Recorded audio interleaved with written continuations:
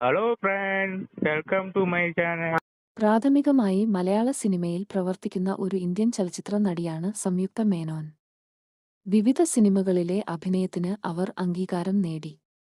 1995 September 11 ഇന്ത്യയിൽ ജനിച്ച Menon 2016 popcorn എന്ന ചിത്രത്തിലൂടെ മലയാള സിനിമയിൽ അഭിനയ രംഗത്തേക്ക് കടന്നു.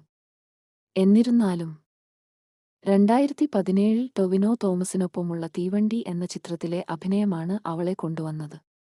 വ്യാപകമായ ശ്രദ്ധയും നിരൂപക പ്രശംസയും അതിനുശേഷം സംയുക്ത മേനോൻ നിരവധി വിജയകരമായ മലയാള സിനിമകളുടെ ഭാഗമാണ്.